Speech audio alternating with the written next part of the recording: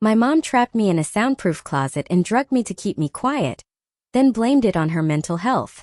I came forward, got her convicted, and moved on. She just reached out after 5 years. You won't believe the twisted reality I lived in, where my own cries were deemed a weapon, where the simple act of breathing could cost me my next meal. All of it, a monstrous lie spun by my own mother, hiding an even darker truth. Growing up, my mom had this condition she called misophonia, a genuine inability to stand loud sounds. But in her case, it didn't just annoy her, it made her seethe. My very first memory at 6 years old is of her stuffing a dirty dish towel in my mouth. Why? Because I'd taken a tumble and was crying my eyes out. Just a simple fall, and that was her response. If I ever snored too loudly, she'd blast a piercing sound horn right in my room until I jolted awake. Her twisted logic? Negative reinforcement, she called it, to cure my bad behavior. And honestly, for a long time I actually thought I owed her thanks. Then on my 9th birthday, she presented me with a homemade report card. It was empty, rows and rows of blank spaces. She called it the quiet point system. Suddenly, everything clicked into place. For weeks leading up to this, she'd been labeling every single food item in the kitchen with a sticky note and a number. Bread was 2 points. Meat? At least 10, sometimes higher. You earn points by being quiet, and the harder it was to be quiet, the more points you got. Being silent while showering was only 3 points, but not snoring earned a solid 8. She couldn't just take points away for no reason, but the catch was I had to spend them on food. It meant I was always working to earn my next meal. At 9, I was just a kid with big brown eyes, full of light, and a heart that adored my mommy.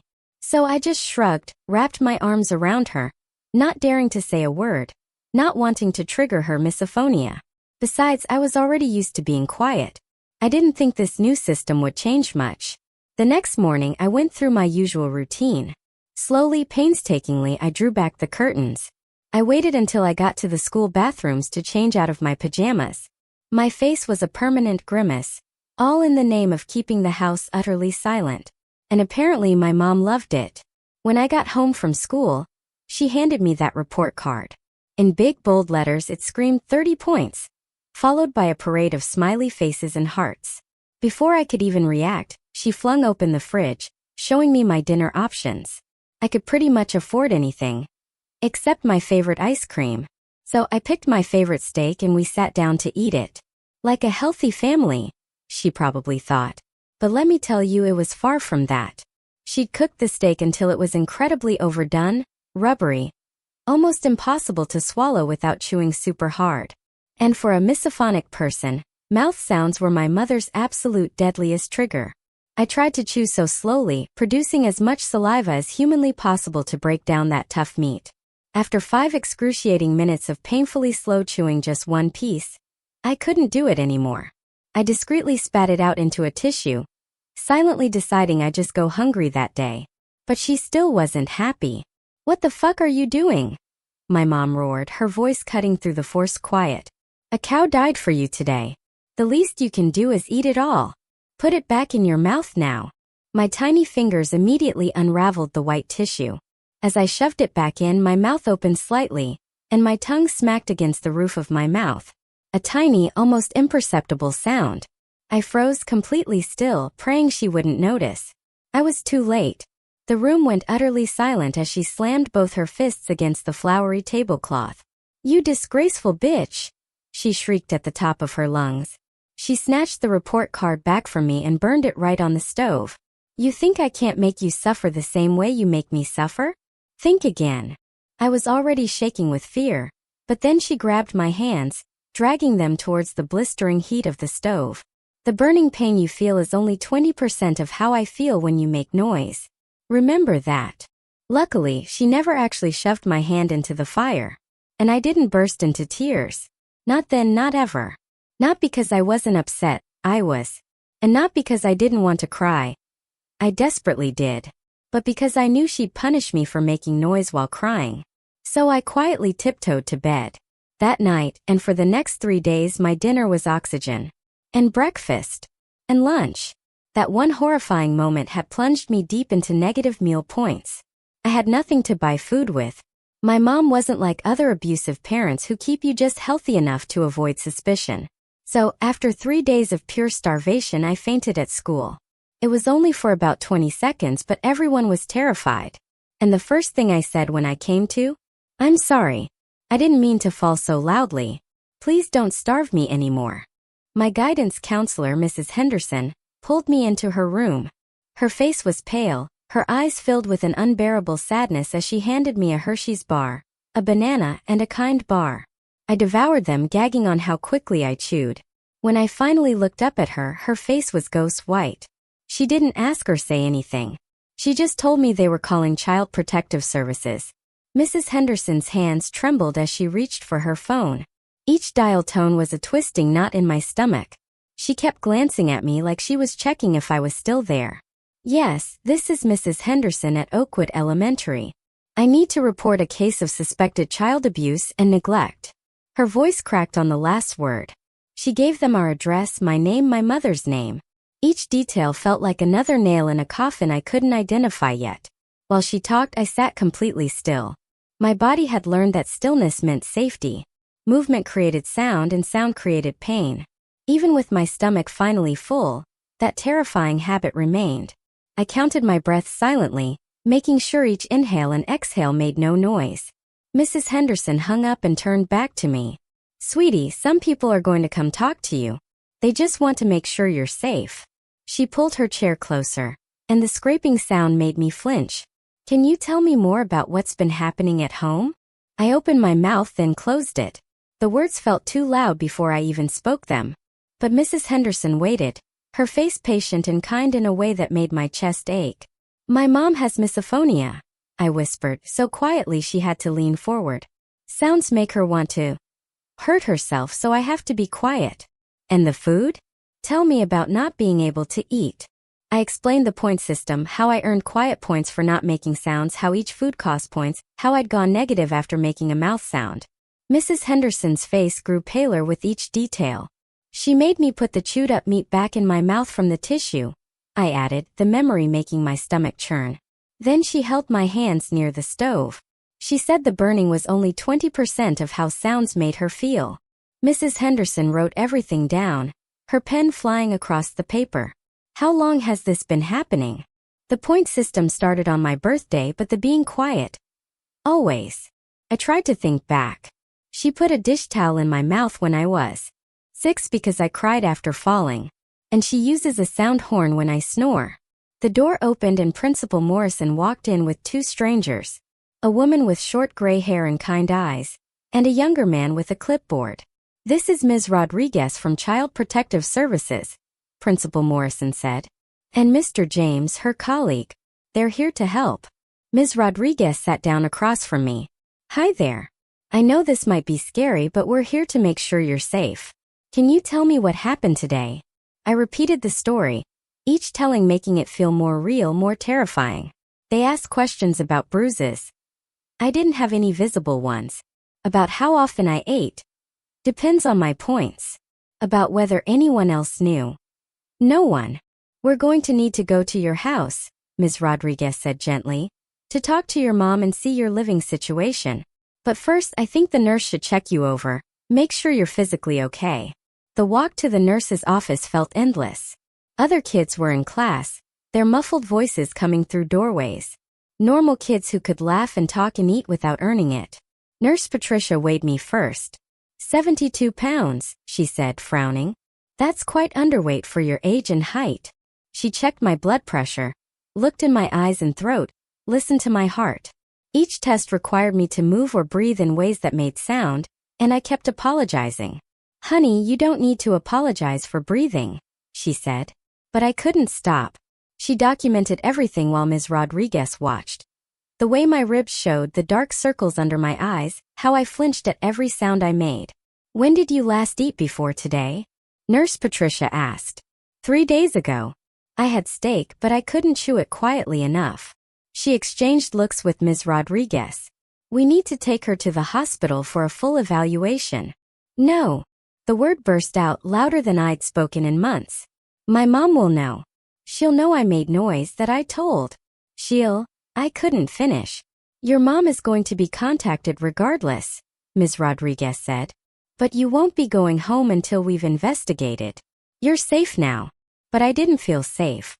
I felt exposed, like I'd broken every rule that kept me alive. My breathing got faster, louder, and I couldn't make it stop. The panic made more noise, gasping, wheezing, my heart pounding so hard I was sure everyone could hear it. Nurse Patricia grabbed a paper bag. Breathe into this. It's okay to make noise. You're safe. The principal's phone rang. Yes, Mrs. Chun is here. I see. Yes, I'll let them know. He hung up. Your mother just arrived. She's demanding to take you home. My whole body went rigid. Ms. Rodriguez noticed. She can't take you anywhere right now. We have a legal hold while we investigate. They moved me to a small conference room, away from the main office. I could hear my mother's voice getting closer, using that fake syrupy sweet tone she reserved for other adults. I'm sure this is all a misunderstanding. My daughter has such an active imagination. You know how children can be. Mrs. Chun, I'm Ms. Rodriguez from CPS. We need to speak with you about some concerns that have been raised. Concerns? This is ridiculous. My daughter has some behavioral issues we're working through. She's in therapy for attention-seeking behavior. I wanted to scream that it wasn't true, but years of training kept me silent. Through the door, I heard my mother explaining her condition, how hard it was to live with misophonia, how she did her best despite her disability. We'll need to visit your home, Ms. Rodriguez said, and speak with your daughter's therapist. Of course. You'll see everything is fine. In fact, I just went grocery shopping yesterday. The fridge is fully stocked. My heart sank. She'd prepared. Somehow, she'd known this was coming and prepared. Mr. James stayed with me while Ms. Rodriguez and another CPS worker went with my mother. Principal Morrison sat with us too, offering me water that I was too scared to drink because swallowing made noise. The therapist, I whispered to Mr. James. She mentioned, I've never been to therapy. He made a note. We'll verify everything she tells us. Hours passed. I dozed off in the chair, exhausted from the stress and the first full meal I'd had in days. When I woke, Ms. Rodriguez was back, her face carefully neutral. We visited your home, she said. Your mother showed us a fully stocked kitchen, your clean bedroom. Everything appeared normal. My chest tightened. The point system chart? She continued. We didn't see anything like that. Your mother said she uses a standard behavior chart for chores. No, it was on the fridge, with all the sticky notes on the food. But even as I said it, I knew she'd removed everything. We'll keep investigating, Ms. Rodriguez assured me. But for tonight, since we can't find immediate evidence of physical abuse or neglect, you'll need to go home. However, we'll be doing follow-up visits and interviews. The room spun. They were sending me back. Principal Morrison protested. The child fainted from starvation. The nurse documented her being severely underweight. Her mother showed us medical records indicating an eating disorder, Ms. Rodriguez countered. Said she's been trying to get her daughter help, but she refuses to eat. That's not true. But my voice was so quiet from years of practice that it barely carried. Ms. Rodriguez knelt beside me. I believe something is wrong here. But legally, without evidence, I can't remove you from your home yet. Here's my card. Call me if anything happens. We'll be back tomorrow for a follow-up. The drive home with my mother was silent. Not the comfortable quiet of two people at peace, but the terrifying silence before a storm. She didn't speak until we pulled into our driveway. You've made things very difficult, she said, her voice deadly calm. But don't worry, I have a solution. Inside, I saw what she meant. The kitchen looked normal, full of food, no point system, no sticky notes. But in my room sat a pair of noise-canceling headphones and a white noise machine. Your new therapist recommended these, she said, though I knew there was no therapist. You'll wear them whenever you're home, except for meals. Doctor's orders for your sensory processing disorder. She put them on my head and turned on the white noise. The world disappeared into a rushing sound like ocean waves. I couldn't hear her footsteps. Couldn't hear if she was approaching. Couldn't hear anything but the endless white static. I pulled them off. I can't. Her scream made me comply instantly. She held up a piece of paper. Doctor's note. If you don't follow treatment, it's medical non-compliance. That would look very bad for your little CPS friends. The headphones went back on. The white noise filled my world. I watched her mouth move but heard nothing. She pointed to my desk where homework waited, then left. I sat at my desk, the white noise drowning everything. When I tried to remove them to use the bathroom, she appeared immediately, pointing at the doctor's note.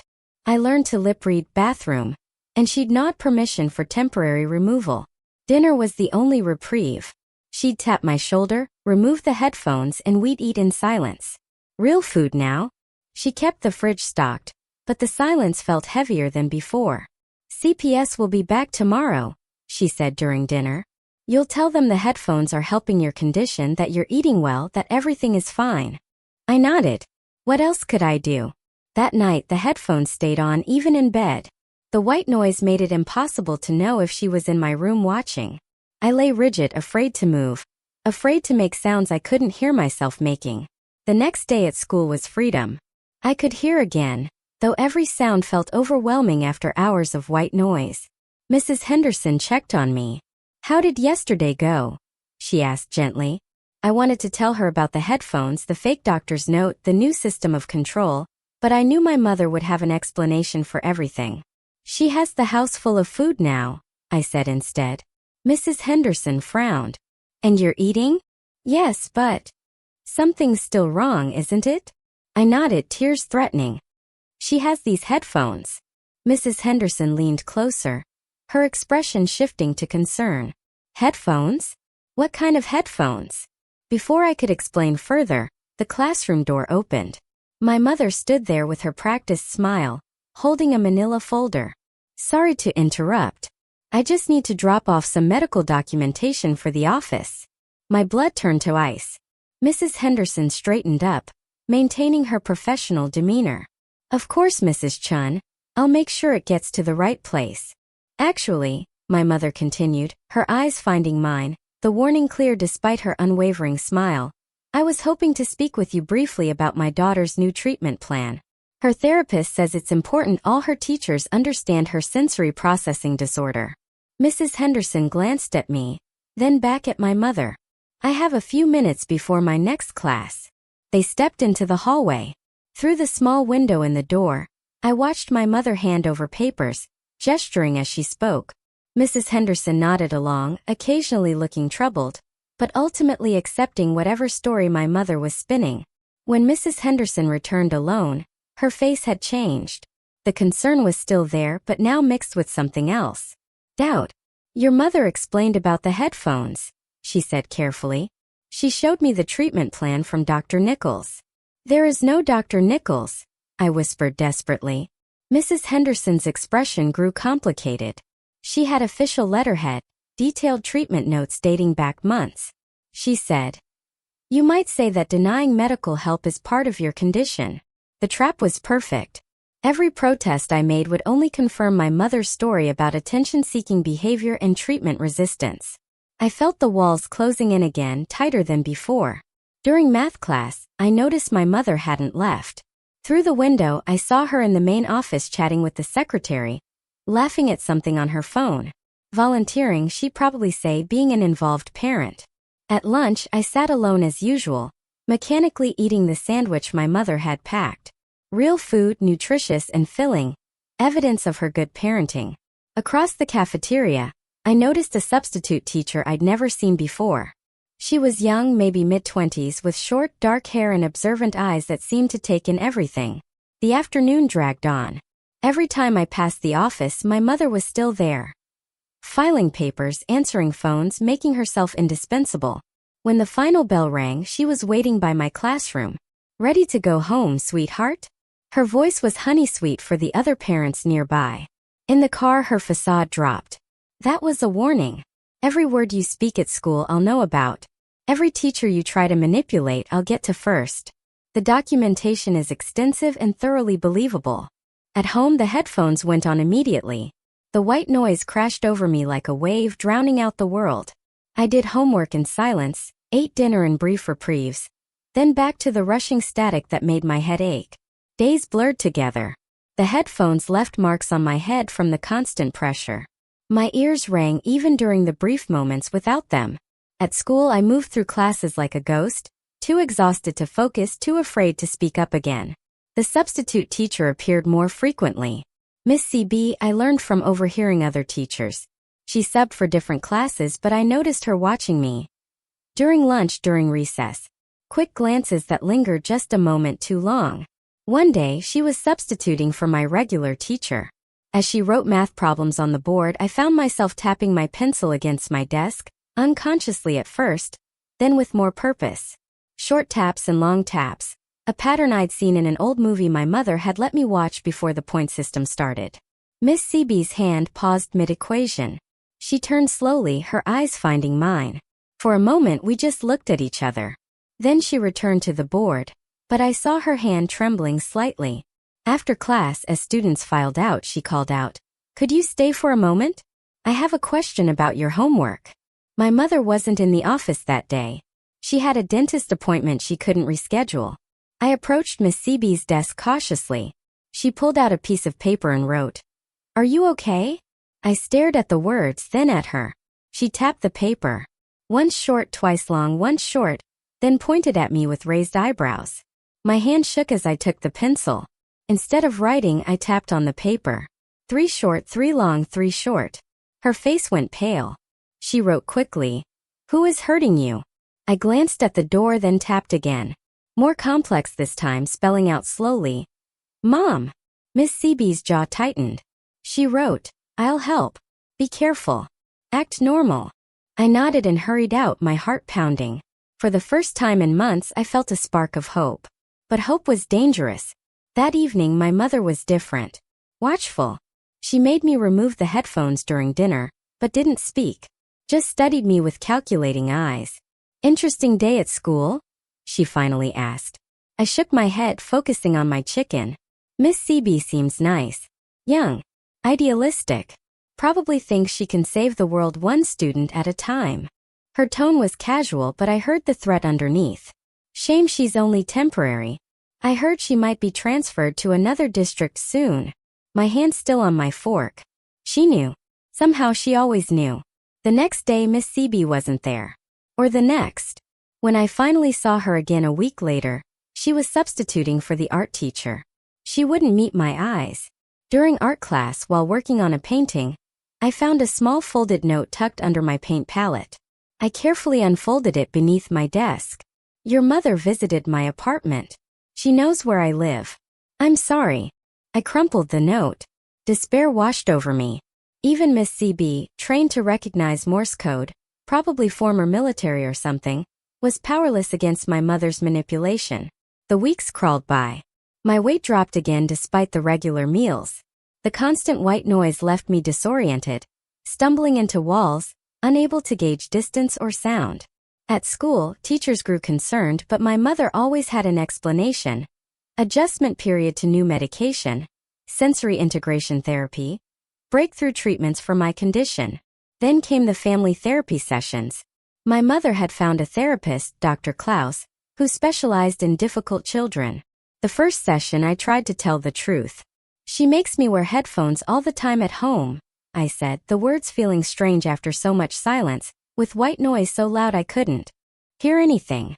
Dr. Klaus nodded thoughtfully. "And why do you think your mother implements this treatment?" "It's not treatment.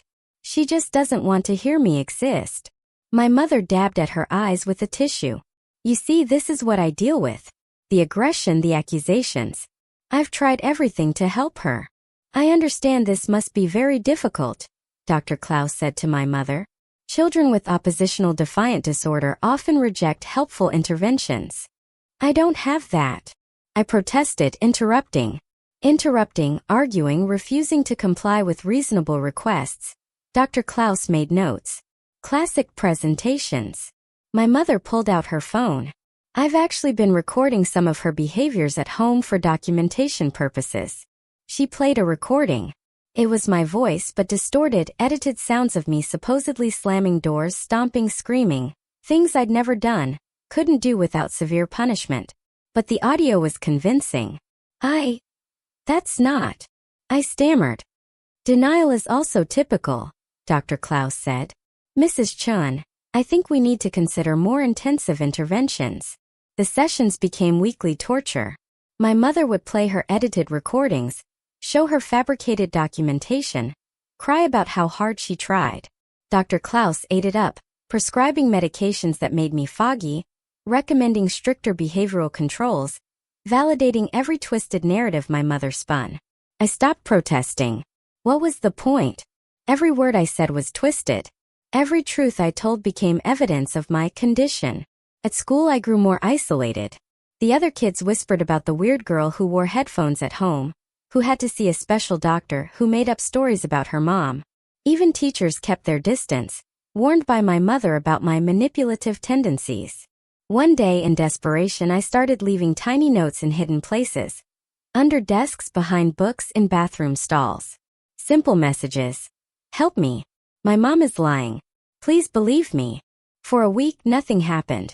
Then I saw my mother in the library volunteering again. She was thorough, cleaning every surface, checking every book. My heart sank as I watched her pocket something small and white. That evening, she presented a folder to Dr. Klaus during our session. I found these at school. She's been leaving them everywhere, trying to get attention. Dr. Klaus examined the notes with a grave expression. This escalation is concerning. Have you considered inpatient treatment? No. The word tore from my throat. Please, I'll stop. I'll be good. I'll be quiet. My mother's eyes glinted with satisfaction. See how she bargains? Classic manipulation. I think we should increase her medication, Dr. Klaus said, and perhaps implement a more structured behavioral plan at home. The new pills made everything worse. The world felt wrapped in cotton, my thoughts slow and sticky. Combined with the constant white noise, I existed in a bubble of sensory deprivation. Days blended together in a haze of muffled sound and foggy consciousness. My mother added cameras to my room. For your safety, she told Dr. Klaus. Now she watched everything. When I slept, when I changed, when I did homework. The headphones stayed on even in the bathroom now, except for the briefest moments needed for basic hygiene. I learned she'd been documenting everything for years. During one therapy session, she produced journals dating back to when I was 4. Detailed accounts of my supposed noisemaking, my deliberate attempts to trigger her misophonia, my malicious behavior, all fiction, but meticulously crafted. You can see the pattern, she told Dr. Klaus, flipping through pages of lies. The escalation over time.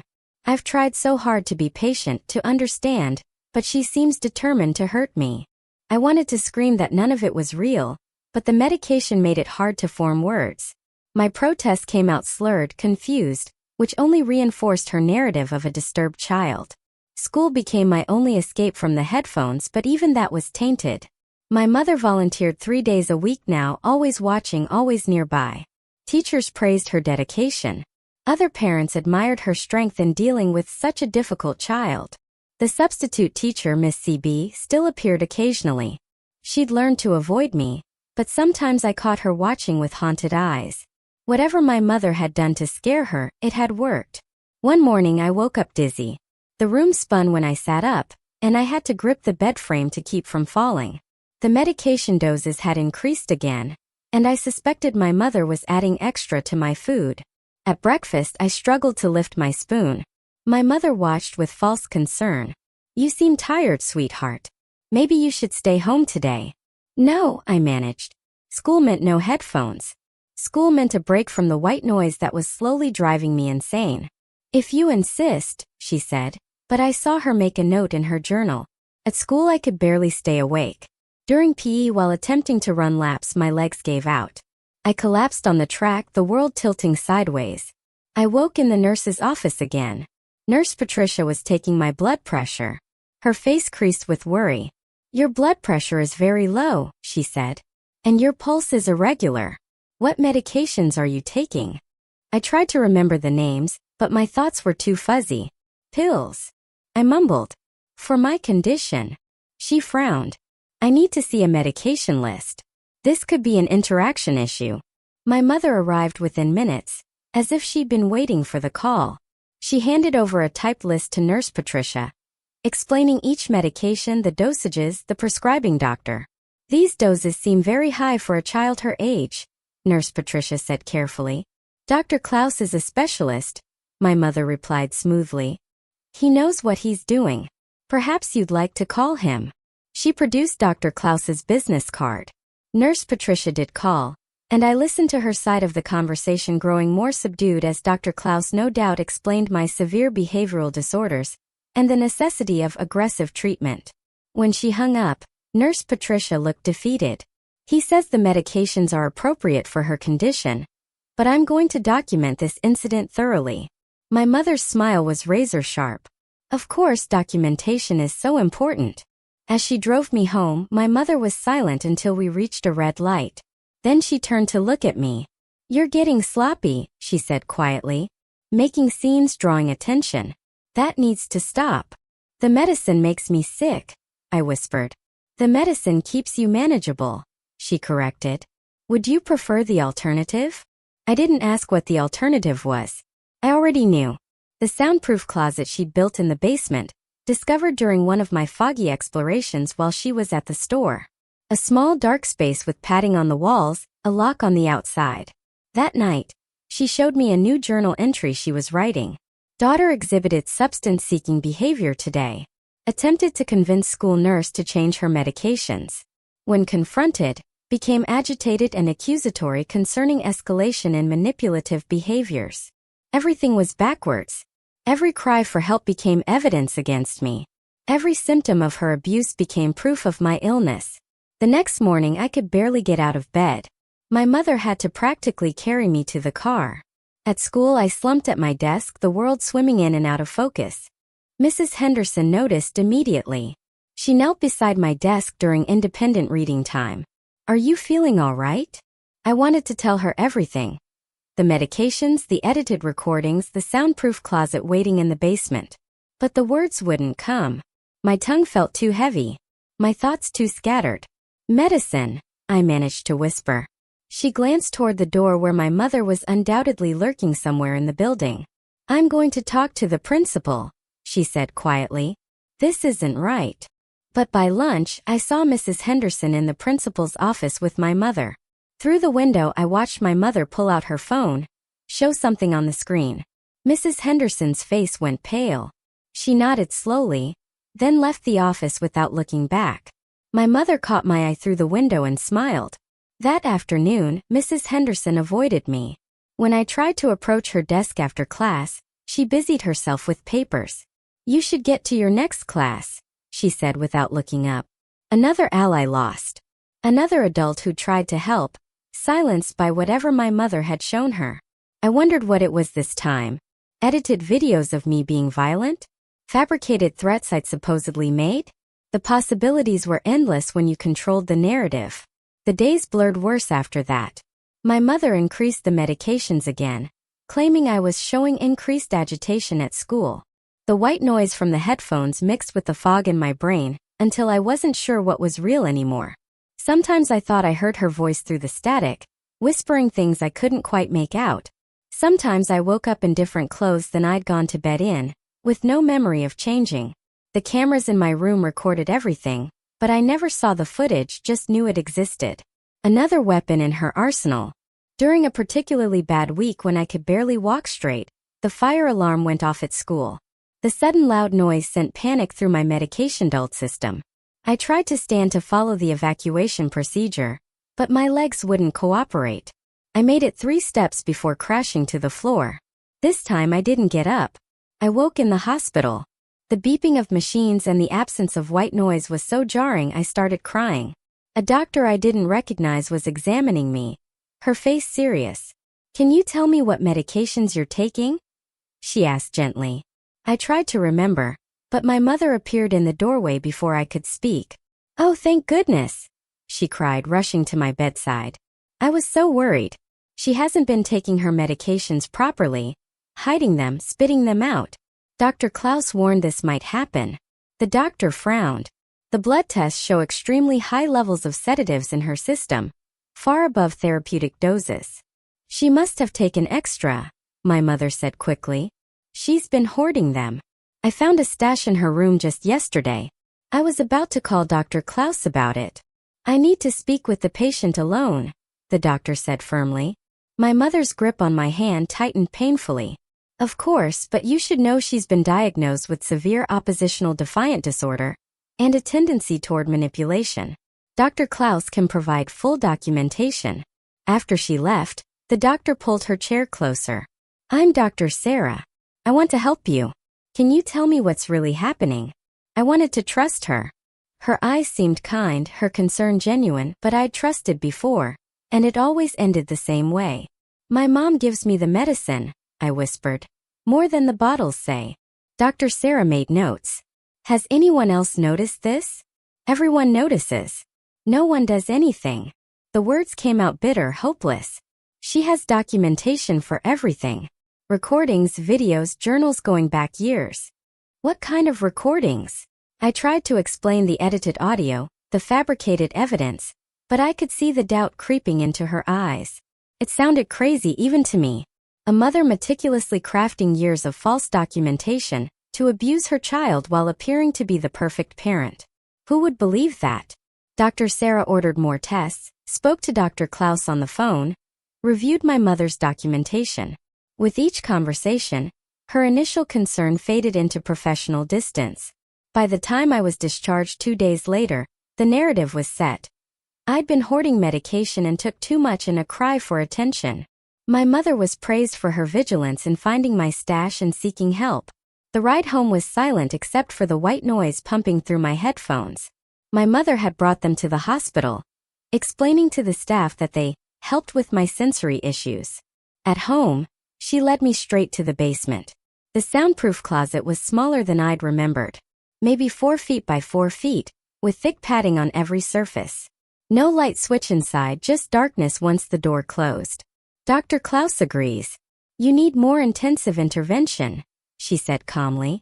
This is a safe space for you to work through your behaviors without hurting yourself or others. Please, I begged, but she was already guiding me inside. 2 hours to start, she said. We'll work up from there. The padding blocks all sound so you can make all the noise you want. Therapeutic, really. The door closed. The lock clicked. Darkness swallowed me whole. In the absolute silence and darkness, time lost meaning. Was it minutes or hours? My medication-foggy brain couldn't track it. I tried counting seconds but kept losing track. Starting over, losing track again. When the door finally opened, the light was blinding. My mother helped me out, her touch gentle, her voice concerned. How do you feel? Did it help? I couldn't speak. My throat was raw from screaming I couldn't even hear. She marked something in her journal. We'll try again tomorrow. Dr. Klaus says consistency is key. The pattern established itself quickly. School, where I struggled to stay conscious through classes. Home, where the headphones went on immediately. Dinner. Medication hidden in my food. Then the closet for therapeutic isolation. I tried leaving notes at school again, but my handwriting had deteriorated from the medication.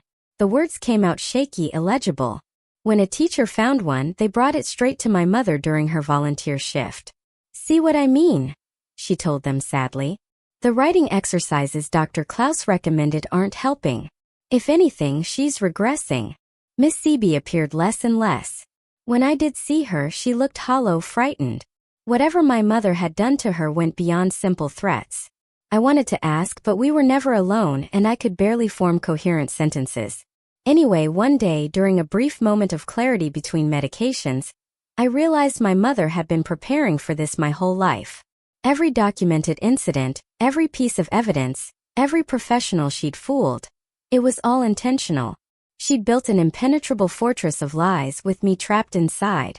The school held a meeting about my deteriorating condition. I sat there swaying slightly from the medication, while adults discussed my fate. My mother presented her evidence. The journals, the recordings, the notes I'd left, the medication hoarding, the hospital incident. We're considering residential treatment, she told them, tears in her eyes. Dr. Klaus knows an excellent facility that specializes in cases like hers. Principal Morrison looked troubled. This seems like quite an escalation.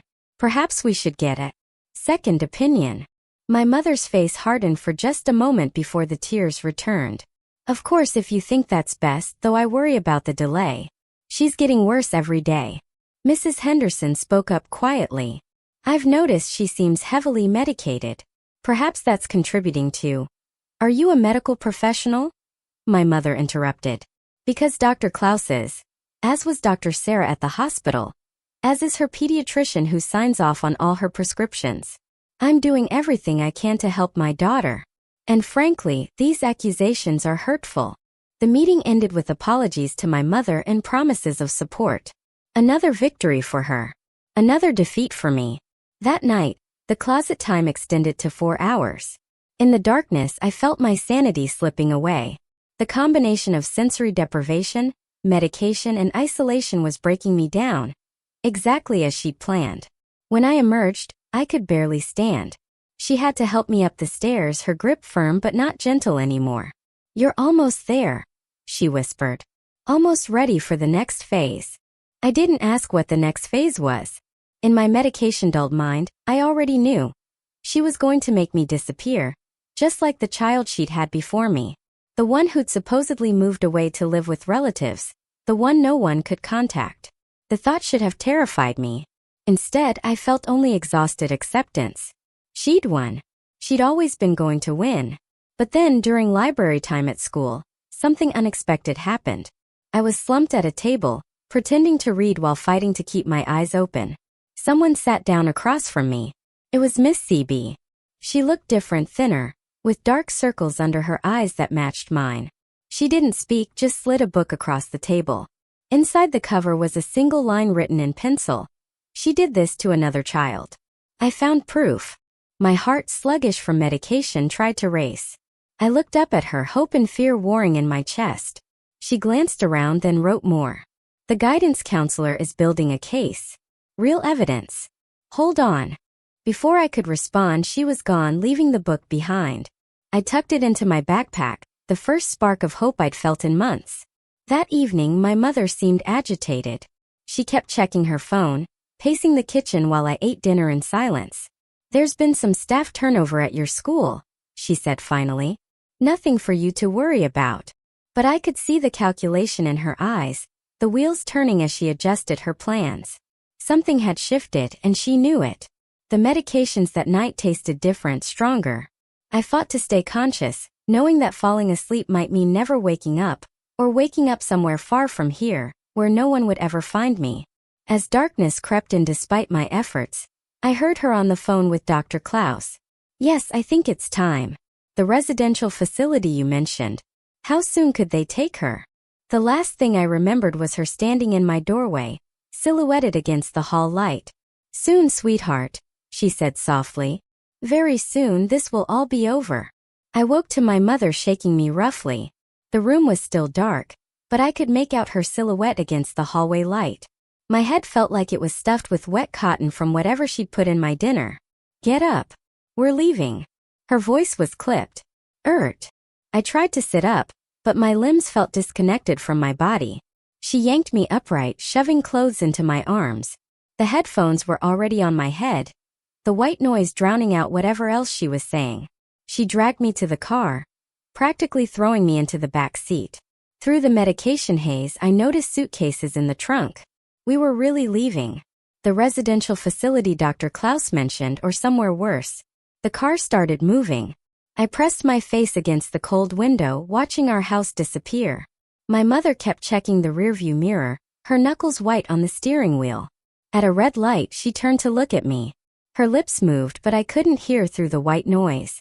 She reached back and ripped the headphones off. Listen carefully. When we get there, you say nothing. You're sick. You need help. That's all anyone needs to know. Where are we going? My voice came out slurred. Somewhere they understand, difficult children. She shoved the headphones back on. The drive felt endless. I dozed fitfully, waking each time we stopped. Gas stations, rest stops, all blurring together. My mother never let me out of the car, just handed me water and crackers that tasted like chalk. Dawn was breaking when we finally stopped. Through blurry eyes, I saw a large building surrounded by high walls. It looked more like a prison than a treatment center. My mother pulled me from the car, her grip bruising on my arm. At the entrance, a woman in scrubs was waiting. Mrs. Chun, we've been expecting you. Dr. Klaus called ahead. They spoke over my head while I swayed on unsteady feet. Papers were signed. Money changed hands. The woman in scrubs took my other arm. "We'll take good care of her," she assured my mother. My mother knelt in front of me, her face a mask of false concern. "Be good. Do what they tell you. This is for your own good." Then she was walking away, getting in the car, driving off without looking back. The woman in scrubs led me inside. The doors locked behind us with a heavy click. She removed my headphones, and the sudden absence of white noise made me dizzy. "Welcome to Peaceful Meadows. I'm Nurse Ratchet. Let's get you settled." She led me through sterile hallways that smelled like disinfectant and despair. Other children passed us, all with the same vacant expressions, the same shuffling walk. This wasn't a treatment center. It was a warehouse for unwanted kids. My room was small, white, empty, except for a bed bolted to the floor. No windows, a camera in the corner, its red light blinking steadily. "Medication time is at 8 noon, 4 and 8, Nurse Ratchet said. "Meals in the cafeteria. No talking during quiet hours. Break the rules and you'll spend time in the reflection room." She left, locking the door behind her. I collapsed on the thin mattress, finally allowing myself to process what had happened. My mother had won. She'd successfully disappeared me, just like the other child Miss CB mentioned. But Miss CB had found proof. Mrs. Henderson was building a case. They knew something was wrong. They had to be looking for me. Days passed in a medicated blur. The pills here were different but just as numbing. I shuffled to meals, sat through group therapy where we weren't allowed to actually speak. Stared at white walls during reflection time. I tried to keep track of time, but the days blended together. No windows, no clocks, no way to know if it had been a week or a month. The other kids didn't talk about how long they'd been here. Some looked like they'd forgotten there was an outside world at all. Then one day during lunch something changed. Nurse Ratchet was called away urgently. The other staff members huddled by the door, whispering frantically. Through the cafeteria windows I saw police cars in the parking lot. My heart began to race. They'd found me. Someone had finally believed the truth and come looking. But the police cars left without entering the building. The staff returned to their posts, watching us more carefully than before. Whatever had happened, it wasn't about me. That night, unable to sleep, I heard voices in the hallway. Nurse Ratchet and someone else arguing in hushed tones. They're asking questions about the Chung girl. Someone filed a missing person report. Her mother has all the paperwork. Legal commitment signed by a licensed psychiatrist.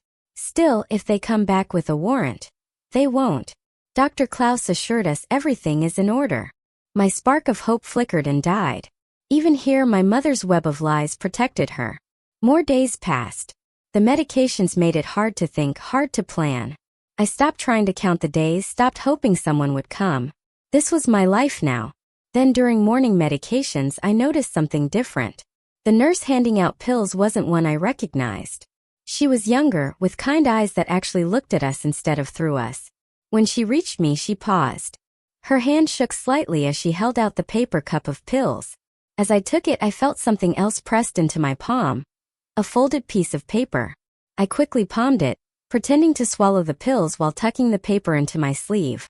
The new nurse moved on without comment. Back in my room, I unfolded the paper with trembling hands. The writing was familiar. Miss CB's careful script. "We know where you are. Hold on. Soon." I ate the paper, not trusting anywhere to hide it. For the first time in weeks, I felt something other than numb acceptance. They hadn't given up. They were still fighting for me. The next few days, I watched everything more carefully.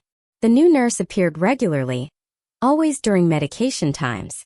She never spoke to me directly, never gave any sign she was anything other than a new employee. But I noticed things. How she actually checked that other kids swallowed their pills but never checked mine. How she sometimes stood where she could block the camera's view of me. How her shifts seemed to coincide with when the regular staff was thinnest. 3 days after the note, chaos erupted. I woke to sirens, lots of them. Through my door I could hear running footsteps, shouting voices. Someone was pounding on the main entrance, demanding to be let in. My door flew open. The new nurse stood there breathing hard. "We have to go now."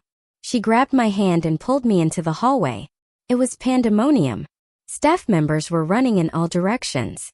Some were shoving papers into shredders. Others were trying to corral confused kids back into their rooms. The nurse led me through a side door I'd never seen opened. We emerged into a loading dock where an unmarked van was waiting. Mrs. Henderson was behind the wheel, her face grim but determined. "Get in," she urged. As we pulled away, I saw police officers streaming into the building. Some were leading staff members out in handcuffs. Others were helping dazed children into ambulances. "Miss Seaby found records," Mrs. Henderson explained as she drove. "Your mother had done this before. A child named Marcus 5 years ago. He supposedly went to live with relatives, but Miss Seaby tracked him down. He'd been in that place for 3 years before aging out of the system." My hands wouldn't stop shaking. "My mom was arrested this morning. The police found the soundproof closet, the doctored recordings, everything. Dr. Klaus, too. Turns out he'd been taking bribes to commit children whose parents wanted them gone." The drive back felt surreal. Real sunlight, real air, freedom I'd thought I'd never have again. At the hospital, doctors ran tests documenting the overmedication, the malnutrition, the psychological trauma. Ms. Rodriguez was there, tears in her eyes as she apologized for not seeing through my mother's lies sooner. "The system failed you," she said. "But we're going to make it right." Miss CB came by, looking exhausted but relieved. She explained how she'd started investigating after my mother threatened her. How she'd found a pattern of complaints that were always dismissed. Children who disappeared into the system. "Your Morse code saved your life," she told me. It made me dig deeper. The next weeks were a blur of police interviews, court hearings, medical appointments. My mother was charged with child endangerment, false imprisonment, and conspiracy. Dr. Klaus faced even more charges. Apparently, I wasn't his only victim. During the trial, the full extent of my mother's planning came out. The years of fabricated documentation, the careful manipulation of every adult who tried to help, the calculated destruction of my credibility. Even the prosecutor seemed stunned by the thoroughness of her deception. She was convicted on all charges, 25 years in prison. Dr. Klaus got 30. The facility was shut down, its operators arrested. The children relocated to real treatment centers or foster homes. I was placed with my aunt, my mother's sister, who'd been searching for me since I disappeared. She was nothing like my mother. Warm, loud, encouraging me to make noise, to take up space, to exist without fear. The recovery wasn't easy. Years of conditioning don't disappear overnight. I still flinched at sudden sounds. Still caught myself walking too quietly. Still sometimes reached for headphones that weren't there. But slowly, with therapy, real therapy, and patience, I began to heal. I learned to speak above a whisper. I joined the school choir, surrounded myself with music and laughter, and all the sounds my mother had forbidden. Mrs. Henderson visited regularly, bringing cookies and homework and normalcy. Miss CB helped me with Morse code, turning my trauma into a skill I could be proud of. Even Ms. Rodriguez checked in, determined to prevent other children from falling through the cracks. The day I testified at my mother's sentencing, I spoke clearly and loudly. I told the court about the point system, the starvation, the soundproof closet. I looked her in the eye as I described years of torture disguised as parenting. She tried to speak, to spin one more lie, but the judge cut her off. "I've heard enough. The evidence is overwhelming. The defendant will serve the maximum sentence." As they led her away, she turned to look at me one last time. I didn't flinch. Didn't go silent. I stood tall and watched her disappear into the system she tried to trap me in. That night, my aunt made my favorite dinner. Steak cooked medium rare, tender enough to chew without effort. We ate together, talking and laughing, filling the house with all the sounds of a real family. I started 10th grade at a new school where nobody knew my story. Made friends who didn't understand why I got so happy about simple things like humming in the hallway or tapping my pencil during tests. The nightmares faded, the flinching stopped. I learned to trust adults again, to ask for help without fear of punishment, to exist loudly and proudly in a world that no longer demanded my silence. On the anniversary of my rescue, I got a letter from Marcus, the boy who'd come before me. He thanked me for being brave enough to signal for help, for breaking the cycle. He was in college now, studying social work, determined to help kids like us. I wrote back, telling him about my new life, how I'd join drama club, debate team, anything that required me to use my voice. How I was thinking about becoming a teacher myself, someone who would notice when children went too quiet. My aunt framed the court documents declaring my mother's loss of parental rights, not out of spite, but as proof that justice was possible, that truth could overcome even the most elaborate lies. I kept the Morse code book Miss CB had given me, but now I used it for fun, teaching friends secret codes, tapping out jokes during boring assemblies. What had once been a desperate cry for help became just another way to communicate. The investigation revealed my mother had never actually had misophonia. It was all an elaborate excuse for control, a way to justify the torture. The real condition was hers. A pathological need to dominate, to silence, to erase. But she'd failed. I was still here, still breathing, still speaking, still making all the noise I wanted. On my 18th birthday, I stood in my aunt's kitchen, surrounded by friends and chosen family. As they sang happy birthday loudly, joyfully, beautifully off-key, I closed my eyes and let the sound wash over me. I was finally truly free.